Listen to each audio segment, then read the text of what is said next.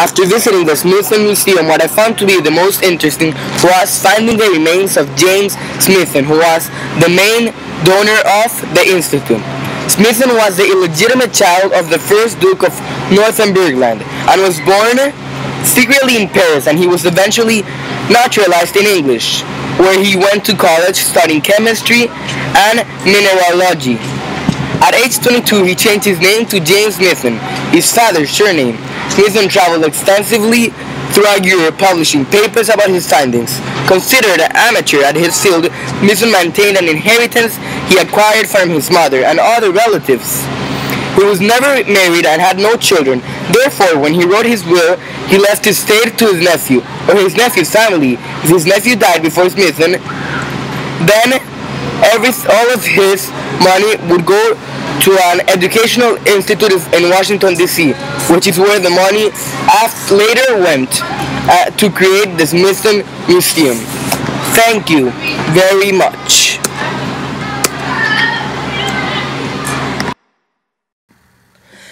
There were many interesting things at the International Spy Museum that we visited in Washington, D.C., but what I found to be particularly interesting was the picture of Jonathan Pollard, a Jewish spy. Jonathan Pollard is an American who passed classified information to Israel while working as an American civilian intelligence analyst. He pleaded guilty and received a life sentence in 1987. Israel granted Pollard citizenship in 1995, but denied until 1998 that it had bought classified information from him.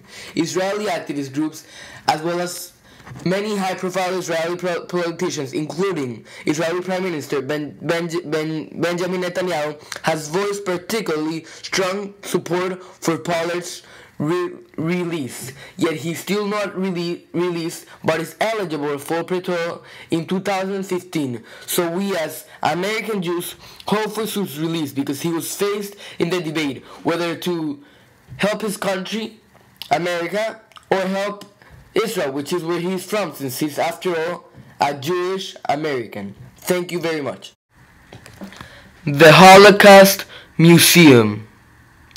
One of my favorite parts of the whole Washington trip was visiting the Holocaust Museum, since after all, I did find it a necessary stop for us as being a Jewish group. We did look at every single hallway and made sure to see every exhibition, but I myself spent a little bit more time in Daniel's room, since I could relate to it, since I myself am a child like Daniel was during the time of the Holocaust. Daniel's room is based on a story called Daniel's Story. It is an exhibition for children, which opened in the museum in 1993. It presents the history of the Holocaust in ways that children can understand and relate to, like me. It is the main program for elementary and middle school children at the museum. Millions and millions of young visitors, their parents and their teachers continue to visit the exhibition and recommend it to others. In the room, you can see many of Daniel's journals, which are spread among his rooms, where he slept with many other families in the ghetto. Thank you very much. The Supreme Court. What I found to be the most educational stop of our Washington, D.C. project was visiting the Supreme Court of the United States, which is, by the way, the highest court in the United States itself. He has ultimate appellate jurisdiction over all federal courts and over state court cases involving issue of federal law, and original jurisdiction over a small range of cases. They only take certain cases which are considered high profile. The court, which meets in the United States Supreme Court building in Washington, D.C., consists of a Chief of Justice, who only holds right now 8 associate justices, who are nominated by the President, which right now is Obama, and confirmed by the United States Senate, who also have a call on the subject. Once appointed, justices have life tenure unless they resign, retire, or are moved after impeachment. The United States Supreme Court is one of the most beautiful buildings in Washington, D.C., since it is built with an old style and it's all white, similar to the White House. Thank you very much. Abraham Lincoln Memorial. One of the greatest honors that can be assigned to you after your death is the building of a statue of yourself. And that is exactly what Abraham Lincoln got after his death. And that building is called the Lincoln Memorial, which is an American national monument, like I said, built to honor the 16th President of the United States, our famous Abraham Lincoln. It is located on the National Mall in Washington, D.C., across from the Washington Monument. The building is in the form of a Greek Doric temple and contains a large seated sculpture of Abraham Lincoln and inscriptions of well-known speeches by Lincoln in the two rooms next to it. One is the Gettysburg Address, and the other one is his second inaugurational speech. The memorial has been the site of many famous speeches, including Martin Luther King I Have a Dream speech, delivered on August 28, 1963, during a rally at the end of the March of Washington for Jobs and Freedom. The architect for this marvelous building was Henry Bacon, and the sculptor of the primary statue of Abraham Lincoln was Daniel Chester French. Thank you very much. Abraham Lincoln, being one of our most respected presidents of all times, famous for his act of ending slavery, was always known for his tall black hat. At 6 feet 4 inches tall, Lincoln always wanted to stand out in the crowd, and with his tall hat, this wasn't very hard. The black silk line around the hat represents the mourning for his son Willie, who passed away at an early age. No one knows when he obtained the hat or how often he wore it. All we know is that the last time he put it on was to go to Ford Theater on April 14, 1865, which is where he was assassinated. After Lincoln's assassination, the War Department preserved his hat with the permission of his wife, Mary. The department gave the hat to the Patent Office in 1867, and it later went to the hands of the American History Museum.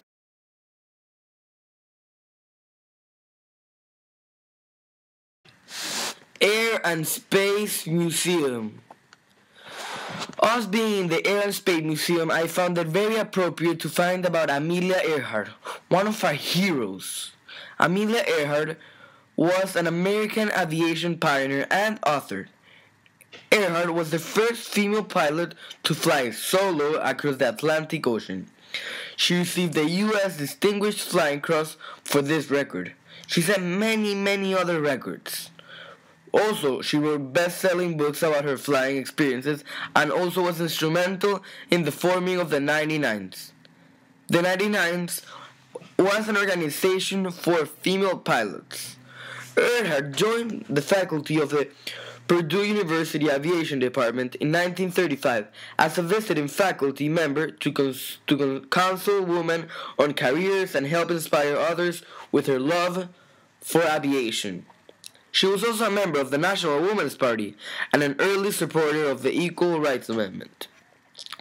During an attempt to make a circumnavigation flight of the globe in 1937 in a Purdue-founded Lockheed Model 10 Electra, one of Earhart's favorite planes, she disappeared over the Central Pacific Ocean near Holland Island. This was a loss, but she still is one of our greatest heroes. Thank you very much. The White House. I decided to talk about the White House in general, since it is the most famous stop for anyone who goes to Washington, D.C.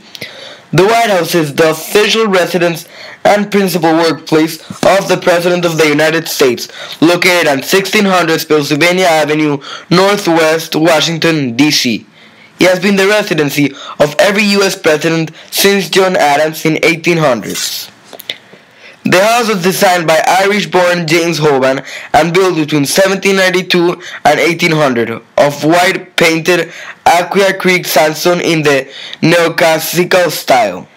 When Thomas Jefferson moved into the house in 1801, he expanded the building outward, creating two colonnades that were meant to conceal stables and storage.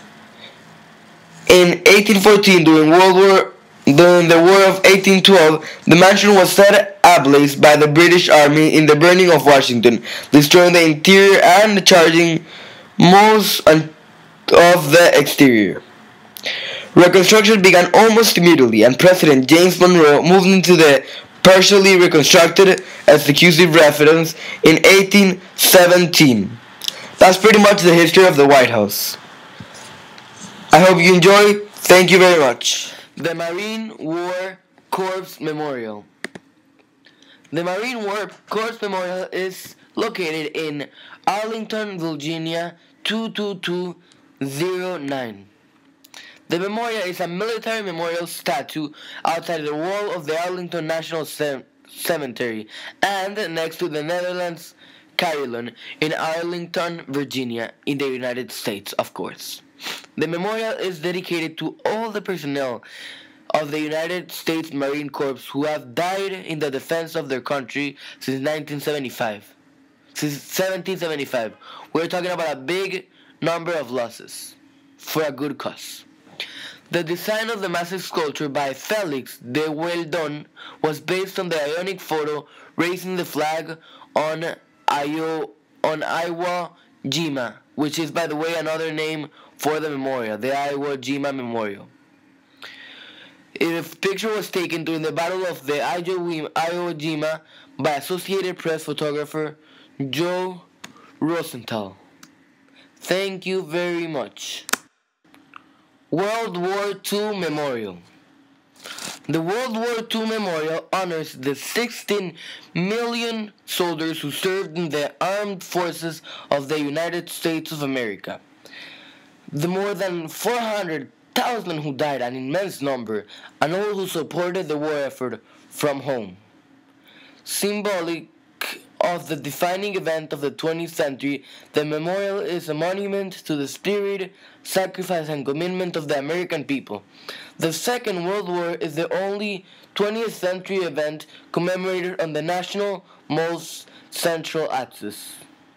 The memorial opened to the public on April 29, 2004, which is very, very recent, and was dedicated 1 month later on May 29th.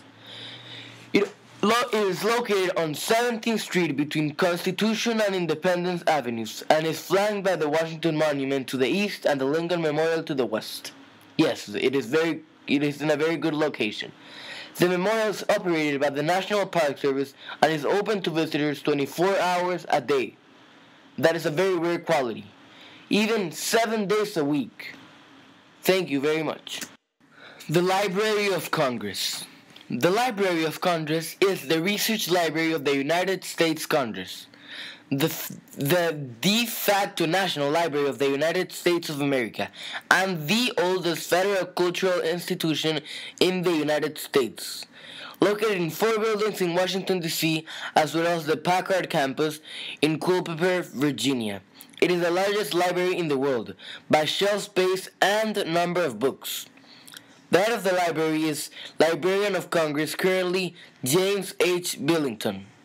The Library of Congress was instituted for Congress in 1800s, as was housed in the United States Capitol for most of the 19th century. After much of the original collection had been destroyed during War of 1812, Thomas Jefferson sold 6,487 books, his entire personal collection, to the library in 1815. After a period of decline during the mid-19th century, the Library of Congress began to grow rapidly again, both in size and importance, after the American Civil War. This is pretty much the basic information of the Library of Congress and what I can share with you today. Thank you very much. Capitol Building. The Capitol Building is located in Washington, D.C. 20510.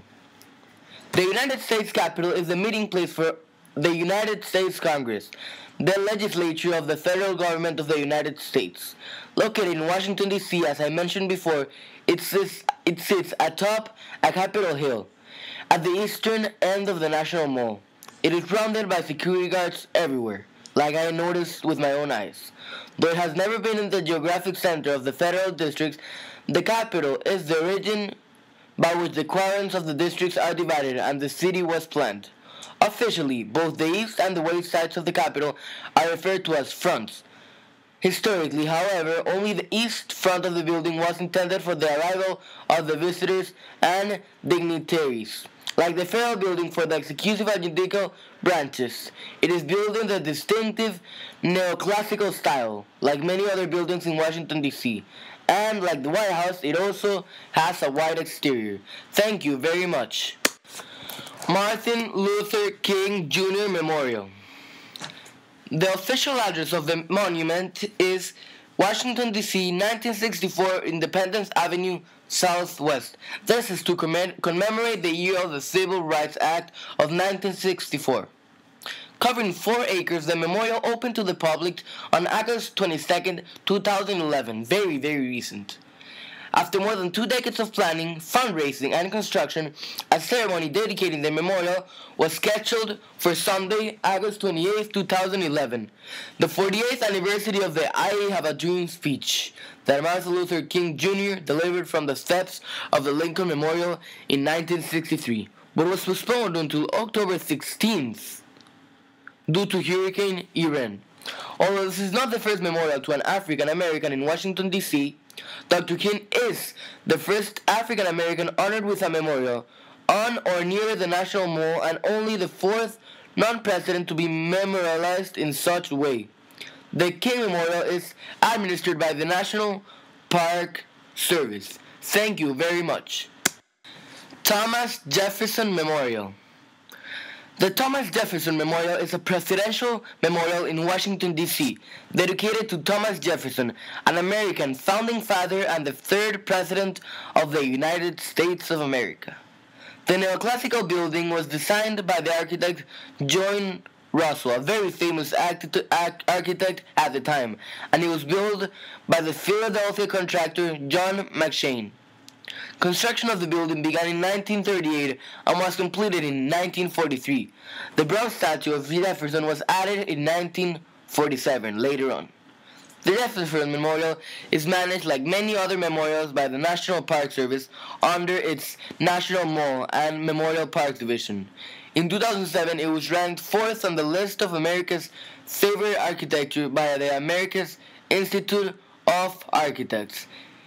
It is located in 900 Ohio Drive, Southwest Washington, D.C., 2242. Thank you very much.